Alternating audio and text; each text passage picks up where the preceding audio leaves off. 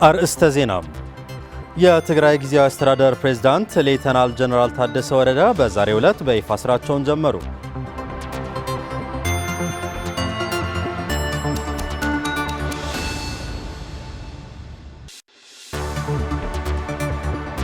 የፌዴራል መንግስት ወደ ቀያችን ይመልሰን ሲሉ በመቀለ ከተማ ሰብዓ ካሬ መጠለያ ውስጥ የሚገኙ የምዕራብ ትግራይ ተፈናቃዮች ጠየቁ።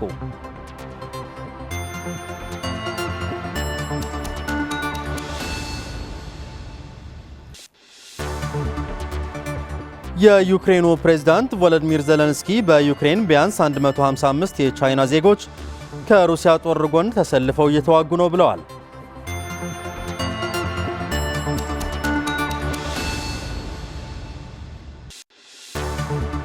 ጤና ይስጥልን ተመልካቾች፣ ከትግራይ ቴሌቪዥን የሚተላለፍ የአማርኛ ቋንቋ ዜናችን አሁን ጀምሯል።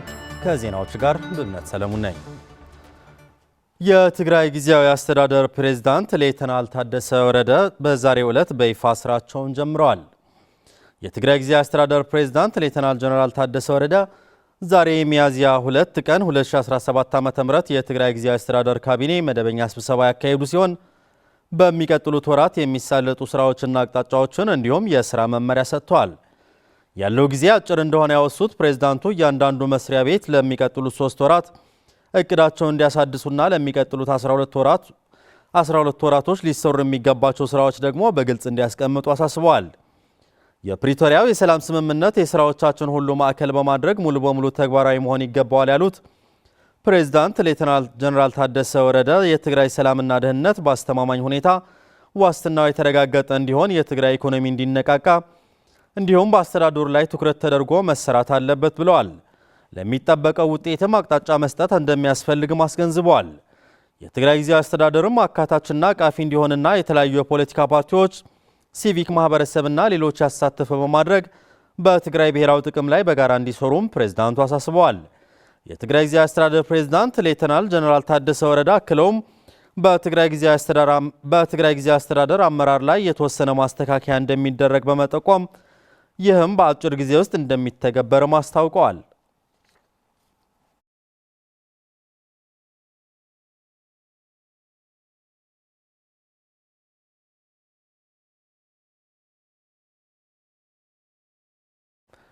የፌዴራል መንግስትና የትግራይ ጊዜያዊ አስተዳደር ወደ ቀያችን ይመልሱን ሲሉ በመቀለ ከተማ ሰብዓ ካሬ መጠለያ ውስጥ የሚገኙ የምዕራብ ትግራይ ተፈናቃዮች ጠየቁ።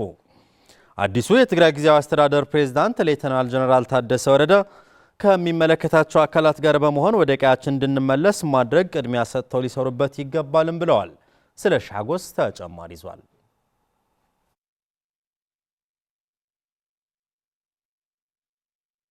በትግራይ የተለያዩ ከተሞች መጠለያ ጣቢያዎች ላይ የሚገኙ ተፈናቃዮች ወደ ቀያቸው ለመመለስ ተስፋ ከሰነቁ ከ2 ዓመት 5 ወር በላይ አድርገዋል። ነገር ግን አሁንም በአስከፊ ሕይወት በኬንዳ ውስጥ በመኖር ቀጥለዋል።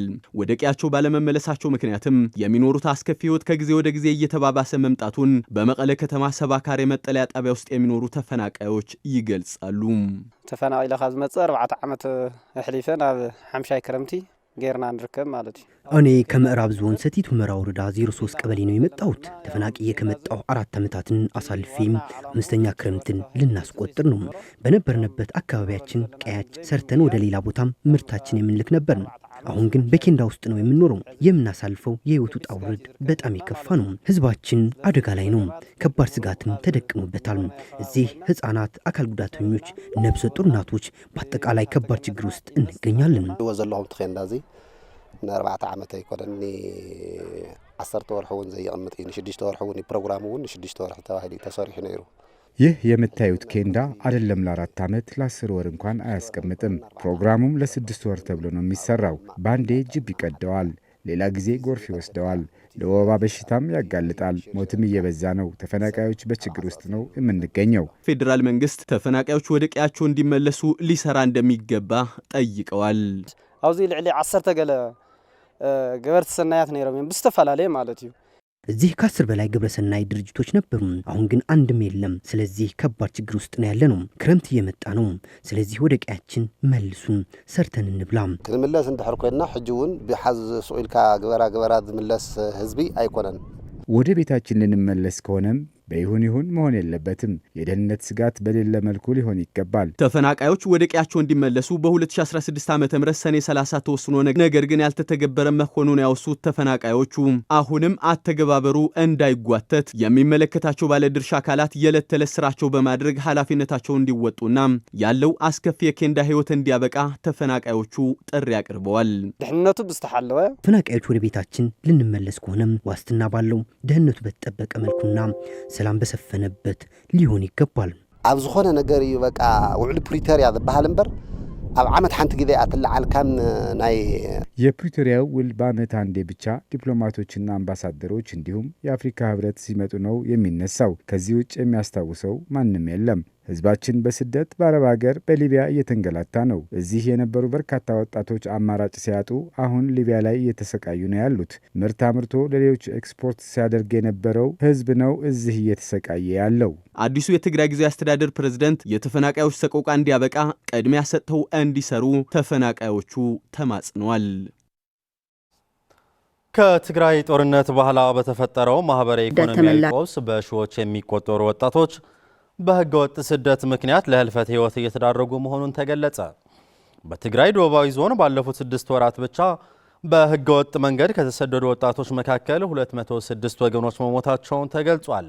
ለኢየሩሳሌም ገብረመድህን ዘገባ ማዕድ ኃይለም።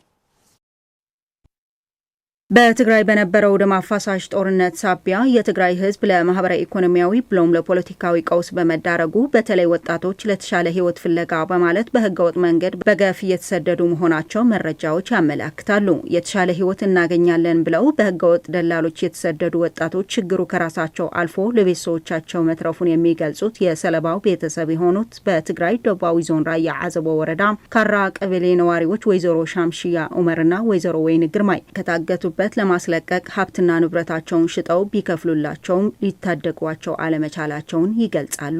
ናየምን ተባሉ ናየምን ህብ ድምጽ ላይ ያገናናየ ከወጣ 2 ዓመታትን አስቆጥረዋል። መጀመሪያ በየመን አለ ተባል ብር ላክንላቸው። ከዛ ቀጥሎ ራጎ በሚባል የሳዑዲ ድንበር አካባቢ ተገኘ ተባል። ለማስለቀቅ ከብቶችን ሳይቀር ያለንን ሀብትና ንብረት ሸጥን። አሁን ለራሳችን ምንም ነገር የለንም። እስካሁን ከ200,000 በላይ ልከናል። ቢሆንም ግን የልጄ ድምጽ መስማት አልቻልኩም። እያለቀስኩኝ ነው ያለሁት። ናየምን 80,000 አባይለው ሁላ የመን በነበረችበት ወቅት አባቷ ነበር መሬት ሽጦ 80,000 ላከላት። ራጎ ላይ ደግሞ እኔ ላኩላት። ቢሆንም ግን ለ1 ዓመት ከ3 ወር ግን ድምጽ መስማት አልቻልኩም። አሁንማ አልቅሰን ጨርሰናል። በሌላ በኩል ወጣት መሰሉ ሀፍቱና አብርሃ ጭላይ ከስደት ተመላሽ ሲሆኑ ህገወጥ ደላሎች አምነው ለብዙ ስቃይና መከራ መዳረጋቸውን ገልጸው ለስደት ያጠፉትን ብር በሀገራቸው ቢሰሩበት ኑሮ መቀየር ይችሉ እንደነበር በማውሳት በተፈጠረላቸው የስራ እድል እየሰሩ እንደሆነና ሌሎች ወጣቶችም ከነሱ ትምህርት ሊወስዱ እንደሚገባ ይናገራሉ።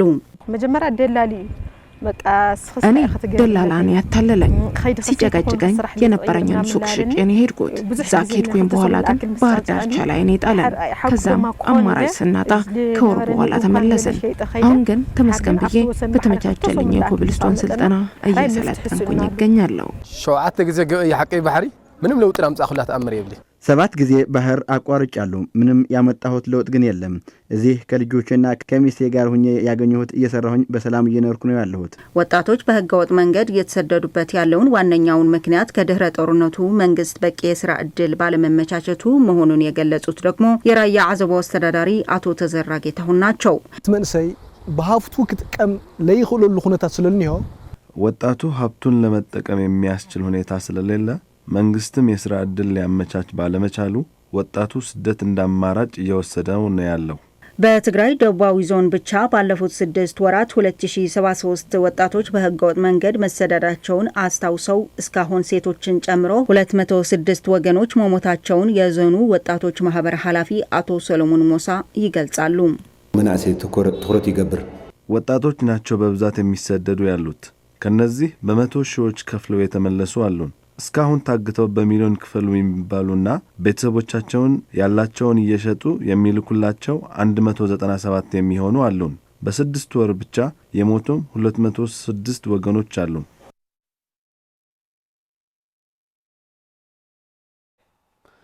በትግራይ ጄኖሳይዳዊ ጦርነት የወደመውን በአስገደ ወረዳ ዕዳጋ ህብረት ቀበሌ የሚገኘው ጤና ጣቢያ ከ30 ሚሊዮን ብር በላይ ወጪ በማድረግ በዩኤን አፕስ አማካኝነት ጥገና ተደርጎለት ለአገልግሎት መብቃቱ ተገለጸ።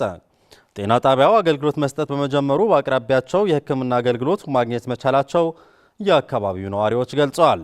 መዓዛ መኮንን በትግራይ ጦርነት ውድመት ደርሶበት የነበረው በአስገደ ወረዳ የዕዳጋ ህብረት ጤና ጣቢያ በዩኤን ኦፕስ አማካኝነት ከ30 ሚሊዮን ብር በላይ ወጪ በማድረግ ጥገና ተደርጎለት ተመርቋል። በአቅራቢያቸው ይገለገሉበት የነበረው ጤና ጣቢያ በመውደሙ ለከፍተኛ ችግር ተጋልጠው እንደነበሩ ያወሱት የአካባቢው ነዋሪዎች ጤና ጣቢያው ዳግም ጥገና ተደርጎለት ለአገልግሎት ክፍት መሆኑ ትልቅ ደስታ እንደፈጠረላቸው ይናገራሉ። የውሃ አገልግሎትና የሶላር አገልግሎትን ጨምሮ ሁሉም ተሟልቶልናልና ደስ ብሎናል። ጤና ጣቢያችን ድጋሜ ጥገና ተደርጎለት ወደ ሆስፒታል አድጎ ሙሉ የጤና ባለሙያዎች ተሟልቶለት ህብረተሰቡ በአቅራቢያው እንዲገለገል በተደረገው ስራ በጣም ደስ ብሎናል። እናመሰግናለን።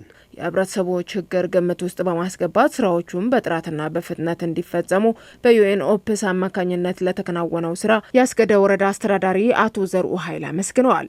የዩኤን ኦፕስ ተቋም አስተባባሪ ሚስተር ታወዳም አሮን በተቋማቸው አማካኝነት ጥገና እየተደረገላቸው ያሉት ጤና ተቋማት በተያዘላቸው ጊዜ አገልግሎት እንዲሰጡ ለማድረግ ጥረት እየተደረገ መሆኑን ገልጸዋል።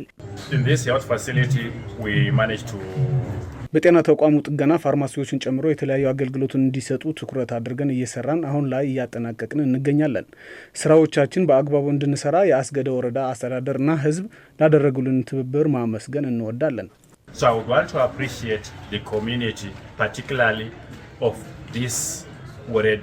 ተጨማሪ የትግራይ ጤና ቢሮ ኃላፊ ዶክተር አማኑኤል ኃይለ የአስገደ ወረዳ በጦርነቱ ከተጎዱ አካባቢዎች አንዱ መሆኑን በመግለጽ ጤና ቢሮ ከተለያዩ ግብረሰናይ ድርጅቶች ጋር በመተባበር የወደሙ ጤና ተቋማት ጥገና በማድረግ አገልግሎት የሚሰጡበትን እድል ለመፍጠር ጥረት እየተደረገ ነውም ብለዋል። በድሕሪት ገንዘብ ዘሃበ ባንክ ዓለም ገንዘቡን በዓለም ባንክ አማካኝነት የተገኘ ሲሆን ዩኤን ኦፕስ ደግሞ ገንዘቡን በመረከብ በትግራይ የተለያዩ ስራዎች እየሰራበት ይገኛል። ለዚህም እናመሰግናለን። የዕዳጋ ህብረት ጤና ጣቢያ ከጦርነቱ በፊት ከ50 ሺህ በላይ ለሚሆኑ ወገኖች የሕክምና አገልግሎት ሲሰጥ እንደነበረም ለማወቅ ተችሏል። በደቡብ ትግራይ ዞን የቦራ ቸለና አርሶ አደሮች በመስኖ ልማት ለማግኘት ያቀዱትን ምርት በጎርፍ አደጋ ምክንያት እንዳያጡት መስጋታቸውን ገለጹ። አርሶ አደሮቹ በአካባቢው ያለውን ምቹ የመስኖ ልማት ተጠቅመው ኑሯቸውን ለማሻሻል የተከሉት ቋሚ ተክል በጎርፍ አደጋ እንዳያጡት ስጋት እንዳላቸው ገልጸዋል። ለሀፍቱ ብስራት ዘገባ ፍርቱና ገብሩ። በትግራይ ደቡባዊ ዞን የምትገኘው የቦራ ቸለና ወረዳ የተሻለ የመስኖ ልማት ሀብት ያለበት አካባቢ ነው። በወረዳው የምትገኘው የማይልሓም ቀበሌ አርሶ አደሮች በአክሽን ኤድ ኢትዮጵያ በተደረገላቸው ድጋፍ ከተለመደው የመስኖ ስራ ወጥተው በዘመናዊ የመስኖ ልማት በመሰማራት የተለያዩ የአትክልት ምርቶች በማልማት ኑሯቸውን መቀየር መቻላቸው ይናገራሉ። አክሽን ኤድ ባህል ድርጅት ልምዓት አልሙዑ አክሽን ኤድ ኢትዮጵያ የሚባል ድርጅት ቋሚ ተክል ትከሉ ባለን መሰረት ከተወሰኑ ሰዎች ጋር በቡድን ተደራጅተን ቋሚ ተክል እንደ ማንጎ፣ ጌሾ፣ ዘይቱን አልምተን ጥሩ ውጤት ማምጣት ችለን በመሸሕሪ ብጻዕዳ ሽንኩርቲ በቋሚ ተክሊ ማሽላ፣ ነጭ ሽንኩርት፣ አቮካዶ ቋሚ ተክሎች ተክልን እየተከልን እየተጠቀምንበት ነው። ከ1996 ዓ.ም ጀምረው በተለያዩ ቋሚ ተክሎች አትክልትና ፍራፍሬ በማልማት በአመት 3 ጊዜ እያመረቱ የምግብ ዋስትናቸው እያረጋገጡ መምጣታቸው ያወሱት አርሶ አደሮቹም ይሁን እንጂ ያለፈው ክረምት ባጋጠመው የጎርፍ አደጋም ሲያልሙት ከነበረው 55 ሄክታር መሬት ምርት 15 ሄክታር መሬት በጎርፍ አደጋ መውደሙና አሁንም ስጋት ላይ መሆናቸው ገልጸዋል። ቅና ላምህርናሉ ነርና ተክላ ምክሊ ቻችን የምናስተምርበት የምንተዳደርበት ይህ የመስኖ ልማት ነው። ስለዚህ ባለፈው 15 ሄክታር ጎርፍ ወስዶብናል። ይህን ችግር በማየት መንግስት ሊደግፈን ይገባል። ጎርፍ አደጋ አጋጥሞናል። ያለፈው ጎርፍ ከባድ አደጋ አድርሶብናል። ይህን ተገንዝቦ መንግስት ከወዲሁ ሊያግዘን ይገባል። ጠቅላላ በማህበር ደረጃ 55 ሄክታር እንደ ማህበር 55 ሄክታር መሬት የያዘ ነው። የኛ ቦታ አሁንም ደጋፊ ካገኘን ከአደጋ ወጥተን መለወጥ እንችላለን። የቦራቸለን አስተዳዳሪ አቶ አንድነት ጸጋይ በጎርፉ ሳቢያ በታራሽ ቦታ ላይና በመስኖ ላይ ከፍተኛ አደጋ መድረሱን በመግለጽ አሁንም ከመስኖ ልማት በተጨማሪም በከተማዋ ላይም አደጋ እንዳይደርስ ከፍተኛ ስጋት መኖሩን ይገልጻሉ። ጣዕሚናው ከቢድ አደጋ ዝኾነ በጣም ከባድ አደጋ ነው። ህዝቡ ሰግቷል። የቤተ ክርስቲያን መቃብር ሳይቀር ጎርፉ እየወሰደው ነበር። እንደ ቦራቸለና ማህበር ትልቅ እቅድ ይዘዋል። ስለዚህ የትግራይ ግብርና ቢሮ፣ የትግራይ ውሃና ኢነርጂ ቢሮ ብሎም ሁሉም የሚመለከተው አካል ድጋፉን ሊያደርግ ይገባል። ያለፈው የጎርፍ አደጋ ዳግም እንዳይከሰትና አርሶ አደሮችም እንዳይፈናቀሉ ለሚመለከተው አካል ጉዳዩን ትኩረት ሰጥቶ እንዲመለከተው በማድረግ መፍትሄ በመጠባበቅ ላይ መሆናቸው አስተዳደሩ ገልጸዋል።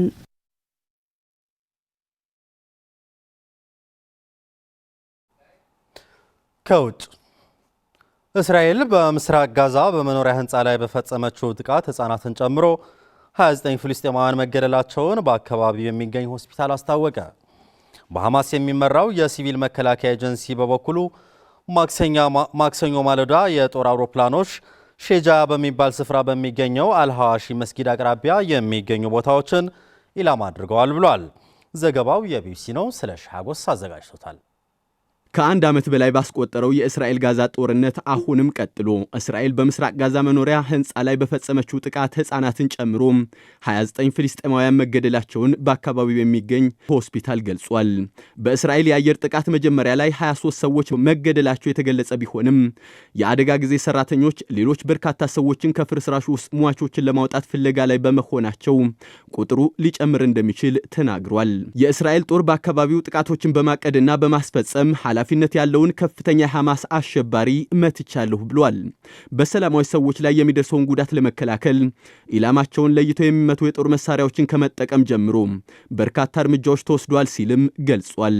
ወታደራዊ ቡድኑ ሐማስ ሆን ብሎ ሰላማዊ ሰዎችን እንደ ጋሻ ይጠቀማል በማለት ሐማስን በዓለም አቀፍ ሕግ ጥሰት ከሷል ሲል ዘገባው ያትታል። ሐማስ በበኩሉ የእስራኤል ጦር ሰቅጣጭ ጭፍጨፋ ፈጽሟል፣ በሺዎች የሚቆጠሩ የሼጃያ ነዋሪዎች ባለፈው ሳምንት የእስራኤል ጦር የአሸባሪ መሰረተ ልማቶችን ለማፍረስ እየሰራው በመሆኑም አካባቢውን ለቃችሁ ውጡ ካለ በኋላ ለቀው መውጣታቸውን ይናገራሉ። ነገር ግን ነዋሪዎቹ ረቡዕ ዕለት ጥቃት የደረሰበት ስፍራ ለቀው እንዲሄዱ ትዕዛዝ ያልተሰጠበት በመሆኑም ብዙ ቤተሰቦች እዚያው መቅረታቸውን ተናግረዋል። በሐማስ የሚመራው የጤና ሚኒስቴር ማክሰኞ ዕለት እስራኤል በጋዛ በፈጸመችው ጥቃት ባለፉት 24 ሰዓታት ቢያንስ 33 ሰዎች መገደላቸውን አስታውቆ ነበር። ይህም እስራኤል ዳግም በጋዛ የምትፈጽመውን ጥቃት አጠናክራ ከቀጠለች በኋላ የተገደሉት ፍልስጤማውያን ቁጥር 1482 አድርሶታል። ይህ በእንዲህ እንዳለ የእስራኤል ጦር ባለፉት ቀናት በጋዛ 45 የሽብርተኛ ኢላማዎችን የመሳሪያ ማምረቻዎችንና ሮኬት ማስወንጨፊያዎችን ጨምሮ መደብደቡን ተናግሯል። እስራኤል በጋዛ ውስጥ በፈጸመችው ጥቃት ከ50 ሺህ በላይ ፍልስጤማውያን መገደላቸውን ከጋዛ የጤና ሚኒስቴር የተገኘ መረጃ ያሳያል።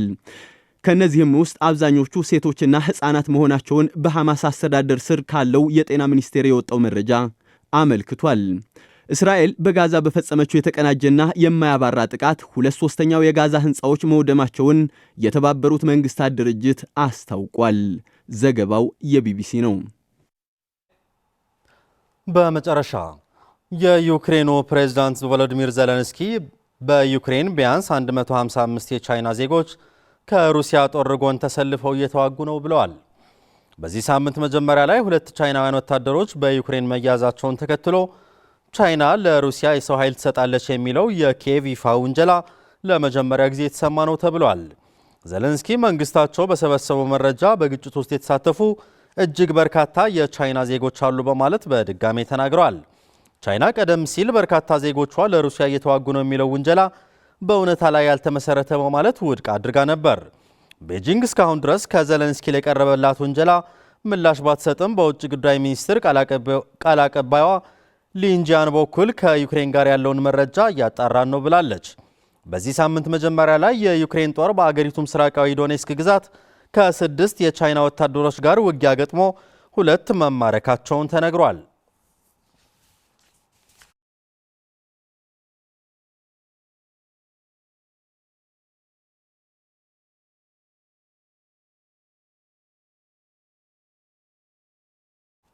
ተመልካቾች ለሰዓቱ ያዝናቸው ዜናዎቻችን አብቅተዋል። ስለተከታተላችሁ እናመሰግናለን። ሰላም።